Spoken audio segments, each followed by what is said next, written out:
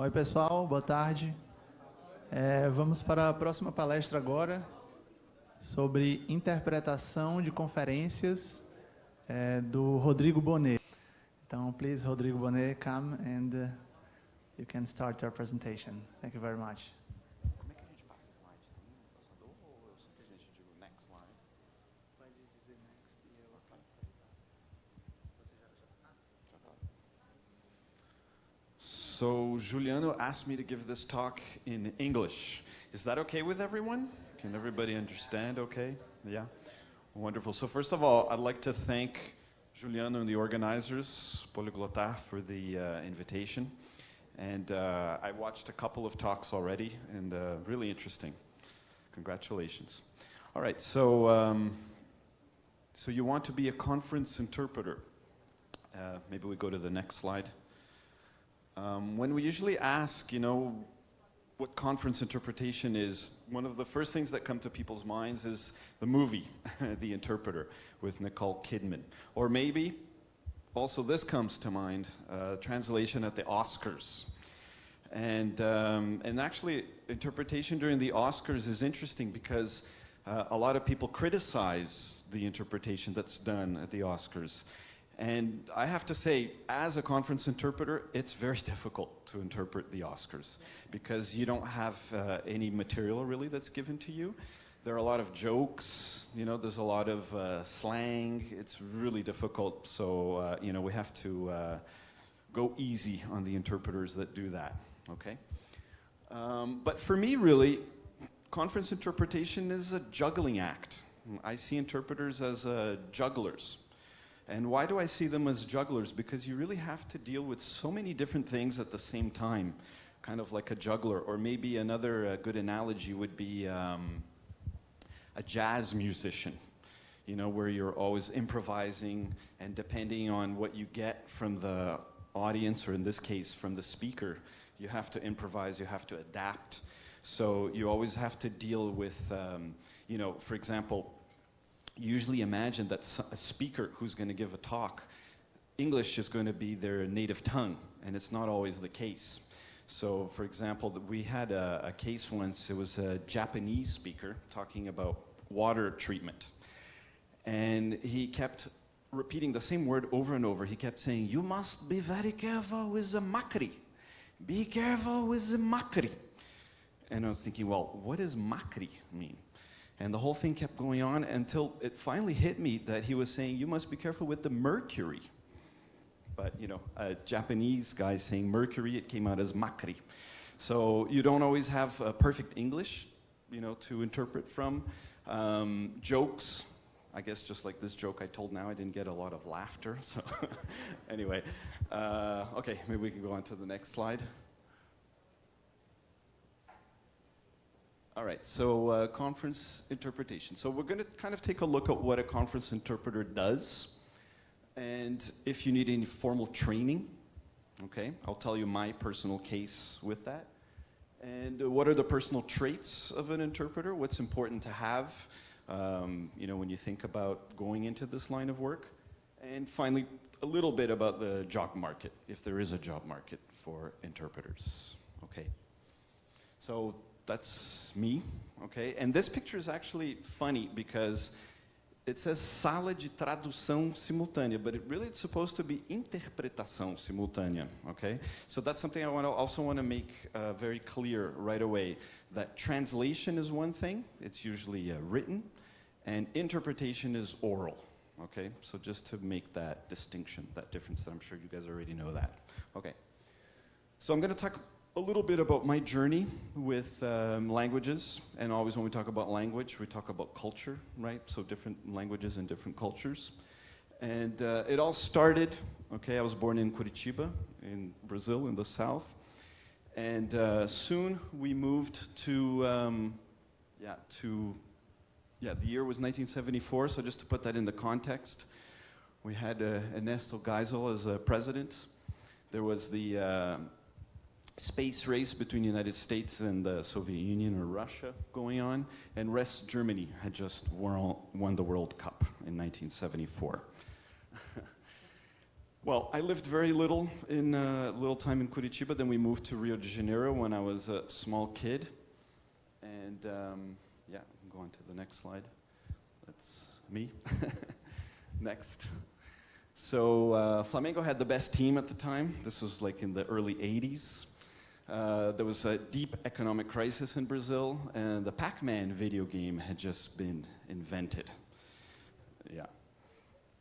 And then my parents decided, okay, we had enough of inflation, we had enough of the end of the military dictatorship in Brazil.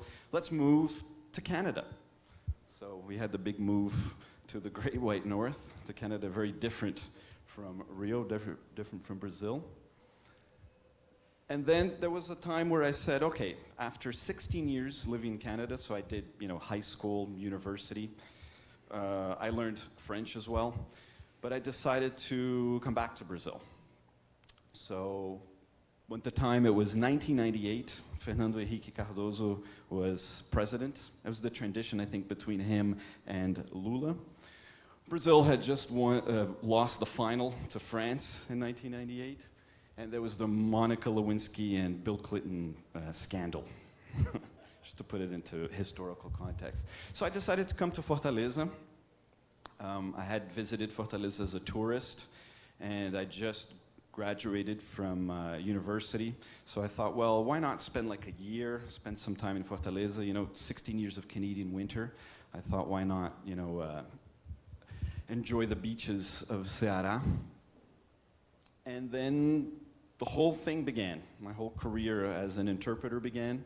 In 1999, like basically a year after I arrived here, I started my work in interpretation, and this was the first conference I actually interpreted about virtual education or long-distance learning, distance learning. So that was back in 1999. And then 17 years passed by. And here you can see more than 900 translation or interpretation assignments. I did some calculations, and it's roughly around 13,000 hours in the booth. And I was able to become a member of APIC, after I'm going to explain a little bit more what that is. It's an association. Also became a sworn translator.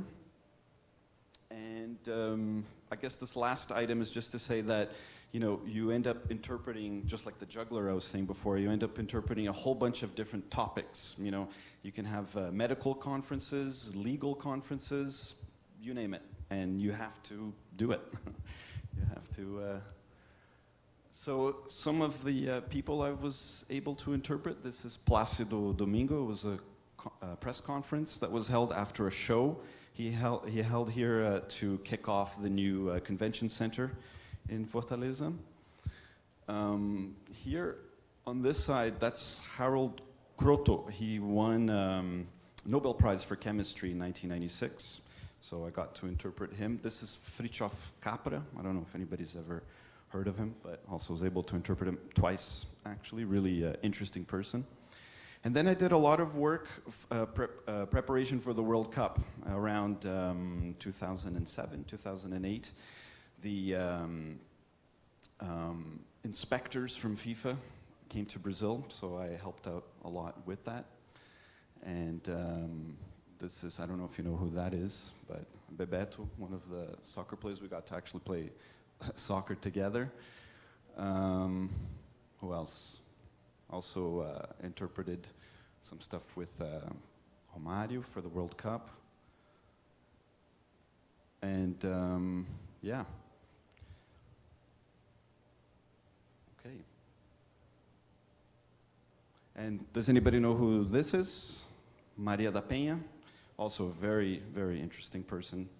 It was great to work with her as well. But anyway, enough about me. Let's get into the topic at hand. So like I was saying, interpretation for me is a juggling act, okay? Because you have to do so many things at the same time. And it's kind of like a performance, I guess. So juggling is a performance where you can't let the ball fall on the floor. And like I said about jokes, they're very difficult to interpret. So here I put a little joke playing with the thing about juggling. I don't know if you guys get it, but anyway, I think when people ask me what's the most difficult thing to interpret, for me, jokes are the most difficult thing, because sometimes the joke's not that funny, as I guess in this case, and sometimes you just can't translate the joke. And to talk a little bit about history of interpretation, it all started, if we can see on the next slide, during the Nuremberg trials. If we can go on to the next slide. Yeah, during the Nuremberg trials when World War II was over, so they were trying the Nazis for war crimes. And if I'm not mistaken, this court was in Germany, but a lot of the lawyers, a lot of the people involved, and even the former Nazis, they all spoke different languages. So this is the first time where you actually started using equipment for conference interpreting. At least that's what the historians say. So you have conference interpretation, which is the job that's done in a booth, right? We're going to see some pictures in just a bit. And that's something that's done simultaneously, right? And then there's something called consecutive interpretation, which is something that I personally don't really like to do, but sometimes you have to. So it's without the equipment, and it's not in real time. So, for example, if there was somebody next to me, an interpreter, I would have to speak, I don't know, maybe a sentence, maybe a little bit in English, and then I'd have to stop, and this person would have to interpret into Portuguese. And we would go that way. So it's very slow, it's very annoying, and if for anybody that understands the other language in the audience, it's really annoying because you have to hear everything twice.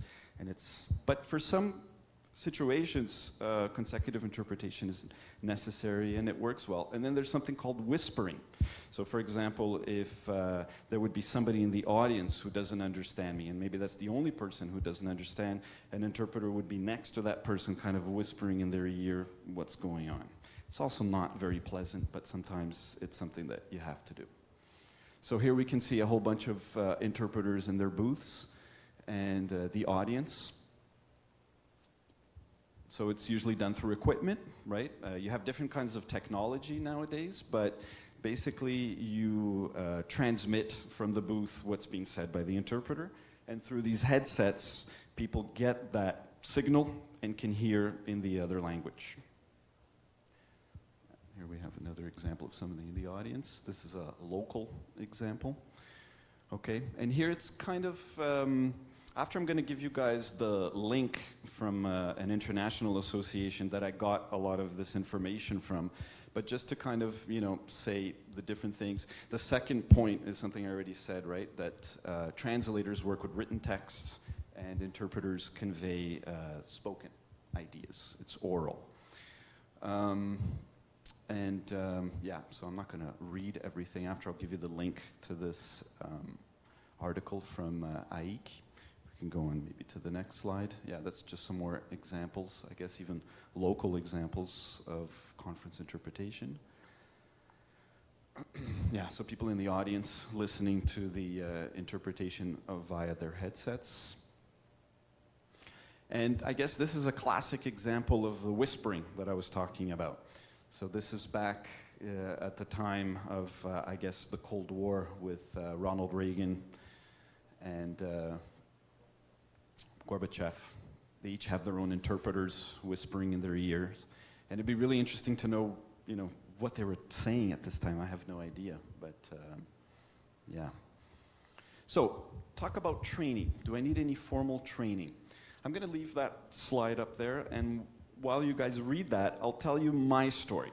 I never had any formal training, okay? I actually studied in university back in Canada. I studied architecture, urban planning. So I never studied translation or interpretation. And I kind of just got into it.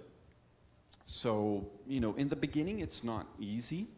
You have to have the opportunities, like it says here, practice with other trainees with the guidance from experienced teacher or practitioners. So I was lucky to work in a company where I had excellent interpreters who kind of, took my hand and said, okay, let's work together. I started first interpreting more into English than in Portuguese because I find that audience of foreigners. I'm saying English, but it could be in any other foreign language. But usually the English listeners, they go easy on you more than the Brazilians do. The Brazilians, they want something perfect, you know. And so in the beginning, you know, it's not that easy. There's quite a large learning curve.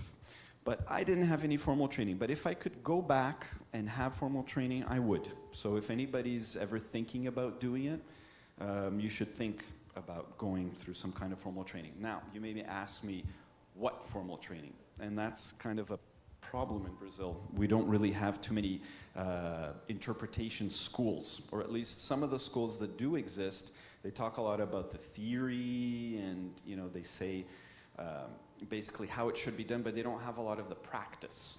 I think to put into practice, it's not so easy. So it's difficult to do an internship or to be a trainee as an interpreter. But anyway, I didn't go through any of that. They threw me in the fire, you know, as it were. So it's like sink and swim. Yeah, so here we have a couple of courses, at least that I found in Brazil.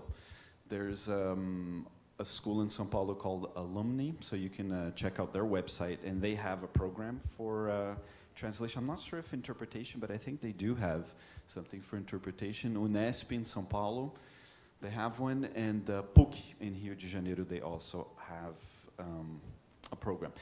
Now, there are many interesting courses abroad, outside of Brazil. And, well, this first one I put in Portugal, that's a website that kind of gathers a whole bunch of courses in Portugal. That's not a specific course, but if you log on to that, it's interesting. There's some interesting possibilities there. This one in Monterey, California, there's actually a Brazilian guy who used to be an interpreter in Brasilia, and he's the coordinator of that program. So that's an interesting program as well. And there's one in Toronto, Canada, and somebody from here, from Fortaleza, who's also a sworn translator, she's doing this course. It's like a 2 years master's, I think, in Toronto. And the little bit that she's told me, she says it's very good. There's a lot of hands-on, there's a lot of practice. You do stuff in the booth, and she says it's really interesting, it's worth it. But I don't know, maybe there's a lot more. This is what I got from like a quick search on the internet. But just to say that it's not easy. I told you guys that I would encourage that you, if you want to be an interpreter, to learn to be an interpreter, but it's not easy. You don't have too many courses available, especially when we talk about practice, sitting in the booth and doing it. So some of the personal characteristics or traits that are important. Here there's a list of a whole bunch of them, but there are some that I think that are really, really important. And one of them is over there, which is the word curiosity. I think interpreters have to be very curious all the time, because you have to know a little bit about everything in a way, right? So you have to know about current affairs. So watching the news is important. Watching the news in Portuguese, watching the news in English or French or whatever is your other language. Because, you know, sometimes words come up. So for example, with the Brazilian scandals that we're seeing lately with Lava Jato and everything, there's a whole bunch of words there that are not so easy. So, you know, if you watch the news in Brazil, and then there's a couple of words sometimes that come to mind that you say, how do you say that in English? You know, how would that be said by the BBC or by CNN? So I think interpreters need to be very curious all the time. And there's certain things that you just can't learn. I mean, you have to have a certain cultural baggage. And that's why I think one of the points that's written there, it's interesting to have world experience away from home. Can you be a good interpreter living here in Fortaleza your whole life? Yes, I think you could. But I think you could be a better interpreter if you could spend some time outside, you know, abroad in other countries. Because like we said in the beginning, language is culture. It's not just language. So I think that's also an important characteristic. And the last point is really important. I mean, you have to be a calm person, even, you know, when you have no idea what you're saying, what you're actually interpreting to people, but you have to keep calm, because through your voice, you communicate so much, because that's really what it is. I mean, what the person hears ultimately is your voice and sense of humor, definitely. So, is there a job market? Well, I think when we think about a job market in interpretation, there are two areas really. There are staff interpreters and freelance interpreters. So what's a staff interpreter?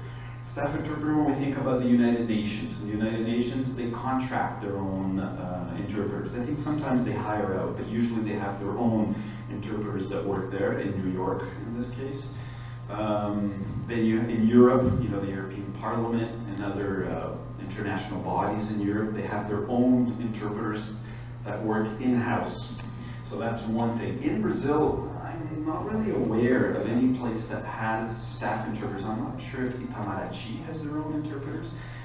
I know some colleagues who work in Brasilia, and they're not staff interpreters of Itamaraty, but they end up working for Itamaraty. So I think they kind of they contract out their interpreters.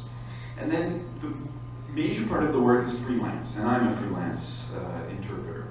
So it's not easy, because you really have to, you know, sell yourself. You have to do marketing of who you are, and your CV is really, I mean, you can, you know, my CV, I guess, with more than 900 assignments, more than 900 jobs, my CV would be like 30 pages, but, you know, a client doesn't really want to see that. They want to see, you know, what you can do in what specific areas. So, for example, I do a lot of medical conferences.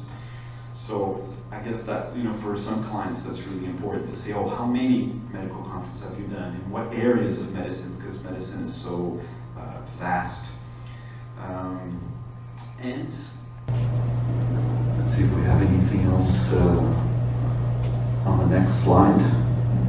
Yeah, here's some international organizations. I put it here for the Americas because there's Europe, you have like maybe 3 times this list. But it's interesting to see in the Americas, for example, I guess the closest thing we have is in Chile.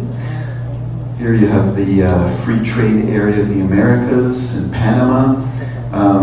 There's a bunch of things in New York and Washington. So all of these places, they'll tend to have their staff interpreters, but sometimes they will contract out, okay, freelance interpreters.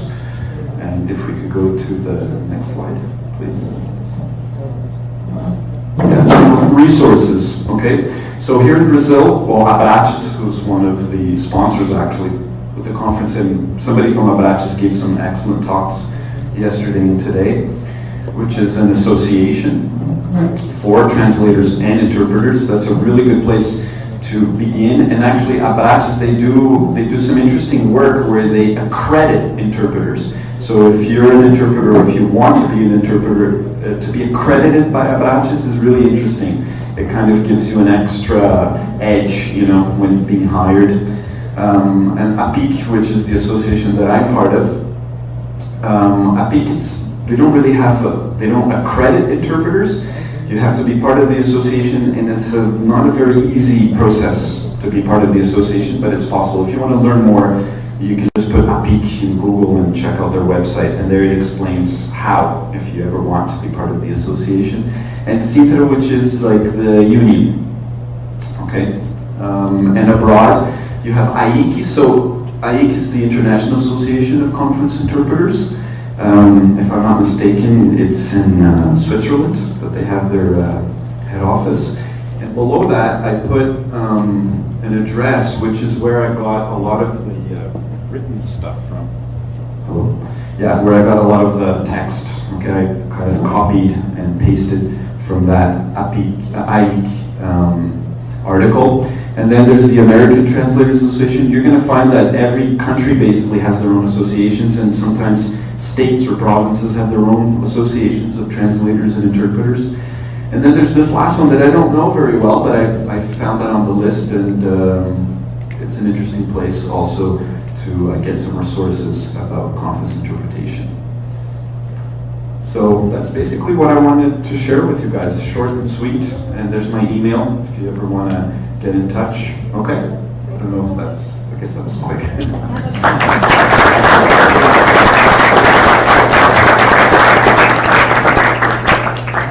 So, do you have any questions? Okay. Hello, man.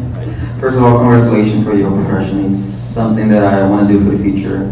So my question is, as you said, you haven't done any training before to do that, but is there anything that, in order to start, you can do? I've heard something about it that you can do exercise by yourself, like at the same time you're listening and you're trying to repeat the same thing in the same language or translating at the same time. I would like to ask you as a professional from the art instead. Yeah, thank you for that. Yeah, it's possible. You can kind of simulate what goes on in the booth, you know, at home, if you'd like. When I started, you know, the internet wasn't very big. You know, in the mid '90s to late '90s, it still wasn't very strong. I don't think YouTube existed at the time. So what I used to do is, ever heard of a thing called Speak Up? There were these magazines to teach English called Speak Up. It used to be with a tape, a cassette tape, but after it went to a CD. So I used to listen to a CD while I was on the bus, and in my mind, I would interpret, you know, what was being said. But you can do something better than that nowadays with YouTube. So with YouTube, you can, you know, you can get like, I don't know, President Trump's latest speech. So you could listen to that on YouTube, and an interesting thing that you could do is, on your computer or on your cell phone, you put headphones. Earphones. Okay, earphones, and you try to interpret simultaneously. And the best thing you can do is record your voice. Record yourself and listen later on, okay? Because you're gonna, you know, you're gonna hear your delivery, how your voice is, maybe a couple of times when the person said a word or a phrase or something, an expression that you didn't know. So you can go back and, you know, research that and learn and, you know, start to write stuff down. So I think if you can simulate that and tape your voice, it's a good way to do it. That's a good way to start, at least. You know. So I think with YouTube, the possibilities are endless. Okay. Hi. Actually, I have two questions, but I'm going to start. You showed us some courses that we have here in Brazil, and I noticed that there's like two more. That's Brasilis, Daniel Brilhante Brito, the Institute, and Versão Brasileira, that's in Curitiba. And for me, that I live here in Fortaleza, and there are options for distance courses, and I'd like to know your opinion about it, because one thing is to take a course about translation, you know, that's sort of different than interpretation. And I'd like to know your opinion about it. And the other one is about aptidão, the credenciamento, I forgot the word. And I'd like to know how does it work, you know? Thanks. Okay, so to answer your first question, really there's a whole bunch of courses that are coming up, you know, new things that I don't know about because I'm really not in that part of, you know, the educational arm of translation or interpretation. But yeah, there's a whole bunch of new things coming up. I think distance learning is definitely the future.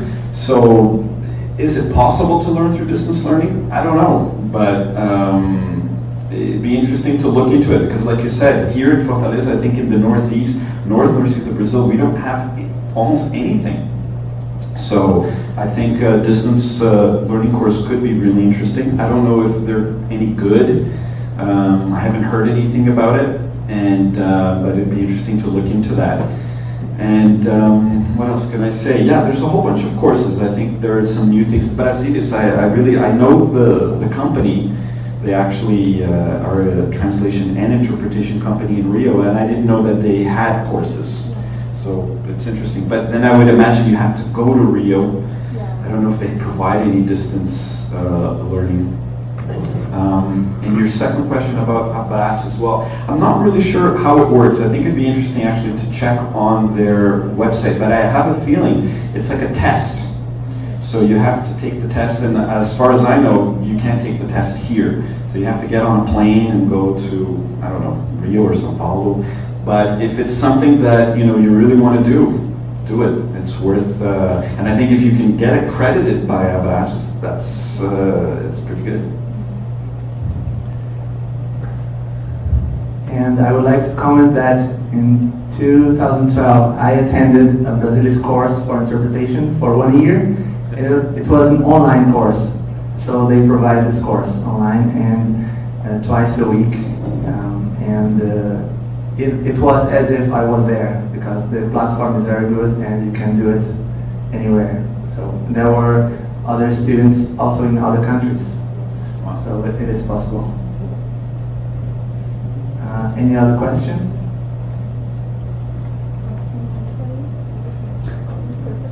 Come over.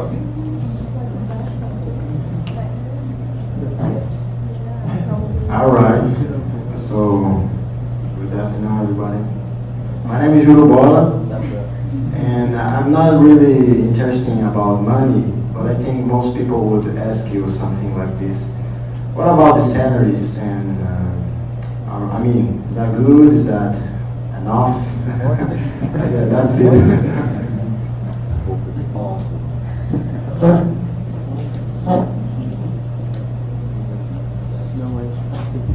Yes, I was pretty sure somebody was going to ask about that. And I think maybe one of the best things, well, not the best, but I mean, to have an idea, I put up the name of Sintra, which is the uni. So if you log on to their website, they have kind of like a table for translation and interpretation fees. Now, if you log on there, you're going to see that it's quite a high amount, okay? That's like a ballpark figure for them, okay? So there's some people that are able to charge that, and others, you know, just can't. So it's a market, you know, it depends on supply and demand. And also it depends on how much you can do. So here in the northeast, here in Fortaleza, Ceará, the northeast of Brazil, maybe you don't have so many opportunities, you know, so many job opportunities. So for example, in my case, I actually travel a lot because I can't really get enough work here. So you have to end up, you know, going to different places and helping other colleagues. People refer you, you refer colleagues. But let's say, you know, it's enough to survive. I can't complain. But if you want to have a good idea, go check out Sintra's website, because that's kind of like the official numbers. Okay. There is a question from the internet.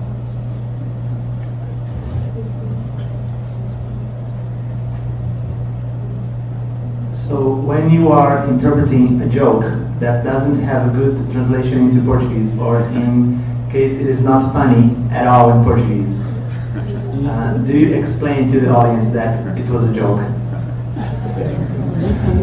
That's a good question. I'm going to tell first a story that a colleague told me once. This didn't happen to me, and after I'll tell you what I do sometimes. So a colleague, once he was interpreting for two Germans, German guys from a company, I don't know. And anyway, the Brazilian speaker decided to tell a joke. And it was kind of a long joke. So he told me that he explained to them, while he was telling them the joke, he was explaining to them, look, he's telling a joke. It's not very easy to translate. It's not even a very good joke. But when I say laugh, it would be interesting for you guys to laugh, because, you know, it would show them that respect and that they liked your joke and whatever. So when he said laugh, they laughed. And everybody laughed, and it was great. But after, the Brazilian guy found out that the interpreter had done that, and he became upset with that idea. So I don't know if that's always the best way to do it. What I do is, it's kind of funny. I try to interpret the joke using some kind of local slang. So I don't have an example that comes to mind. But for example, if I'm interpreting somebody telling a joke in English, I might interpret in Portuguese using some kind of cearense slang, you know, like "que diabo é isso, macho?" something like that, and then the people would laugh, you know, at the punchline. So sometimes it's the best you can do, but it's very difficult. I have to say, jokes are the most difficult things to interpret.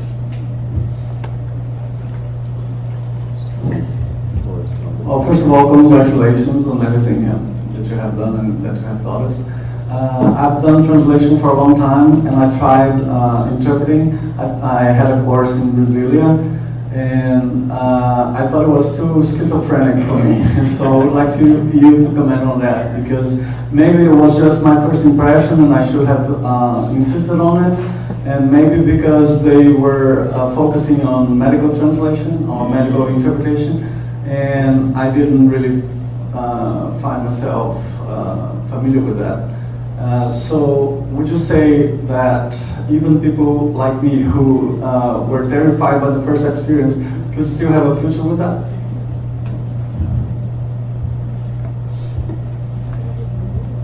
Yeah, I have to say, when I started, like the first experience I had with interpretation was really bad. It was actually consecutive interpretation. It wasn't in the booth. And it was with medical. There was a medical. There used to be a group that came here from the United States. They would come here to Fortaleza to do volunteer surgery on children that have, I forgot the term now, but labio leporino. They have a problem, so they have to do a surgery. So the Americans would come here to do this voluntarily. So there was a time where they had a meeting, just the doctors, Brazilian doctors and American doctors, and I was called to help, and I really didn't do a good job, but that was like the first time I did it. So I really understand, in the beginning, you're like, wow, what is this? Am I ever going to be able to do this?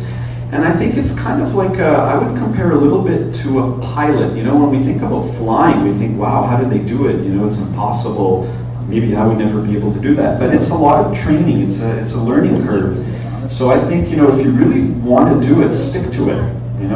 Don't give up. I know any kind of technical translation interpretation is very daunting. It's very difficult, but it's experience. It's experience. You have to stick to it if that's what you really want to do. It's very psychological. I think there's a psychological component that's very strong, and when you're able to overcome that psychological obstacle, you get into it and you flow a lot better.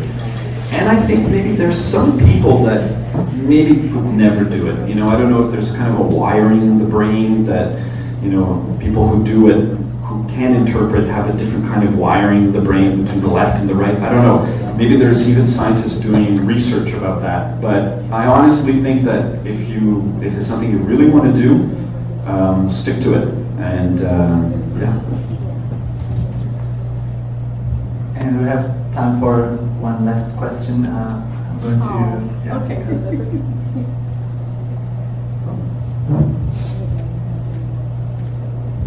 Is there any specific web page that you use to find interpretation jobs? Does he need the microphone?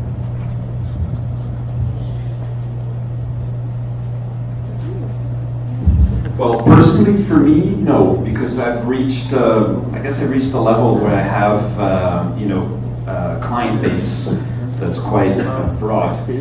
But I think there are some, I know, Juliana, you have a lot of experience with Pro-Z, right? Yeah. Are there interpretation jobs that come out of Pro-Z? Yeah? Yeah. So I think like Pro-Z, there must be others. There's some other platforms or websites where they post jobs. But the thing is that, I guess like translation as well, but interpretation, there's a high level of trust. You have to trust that person that you're going to put in that booth there, because sometimes you organize an event, like a conference, you bring people from abroad, you pay for their plane ticket, their hotel, and the whole bit, and then everybody's there to listen to that guy. So if that person that's in the booth, or the team that's in the booth, if they don't do it right, the whole thing just goes to kaput, So it's very based on trust. So the person has to trust you, has to know you, and if they don't know you, it's good that you're referred by a colleague that they know. So I think sometimes through like a website, they might not have an idea, if because you can say, oh, I've done this, I've done that, I've translated Neymar, but you don't know. Maybe the person is just making it up. Yeah, talking about how to find interpretation jobs, I affiliated in Abraches in the last 4 months, and last week a company from São Paulo found me there and hired me to an interpretation assignment 10 days ago. So it is also one option. Thank you very much, Rodrigo.